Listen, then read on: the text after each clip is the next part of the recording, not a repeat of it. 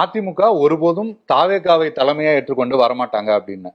ஆனாலும் கூட இந்த இடத்துல கூட உங்களால உறுதியா சொல்ல முடியல. அதிமுக கூட நாங்க கூட்டணி போக எங்க மாட்டோம். தலைமையை ஏற்றுக்கொண்டு யாரெல்லாம் வருகிறார்களோ, கொள்கை சார்ந்தவர்கள், சித்தாந்தம் சார்ந்தவர்கள், தமிழ்நாடு மண் நலன் சார்ந்தவர்கள் யாரெல்லாம் வருகிறார்களோ அவர்களை ஏற்றுக்கொண்டு எங்க தலைமையில தாங்க கூட்டணி.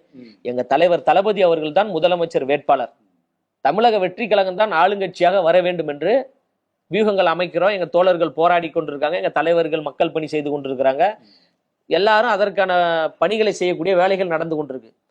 அதிமுகவை ஆளுங்கட்சியாக கொண்டு வருவதற்காக தமிழக வெற்றி கழகம் உருவானது இல்ல. ஐயா எடப்பாடி பழனிசாமி அவர்களை முதலமைச்சராக்குவதற்காக தமிழக வெற்றி கழகம் உருவாக்கப்பட்டது. இதே கேள்வி அதற்காகவா மிகப்பெரிய உச்சபட்ச சினிமாவில் நம்பர் 1 இடத்தை தூக்கி எறிந்து விட்டு அதிமுக ஆளுங்கட்சியாக மாற்றுவதற்காக தலைவர் வந்திருக்கிறாரு.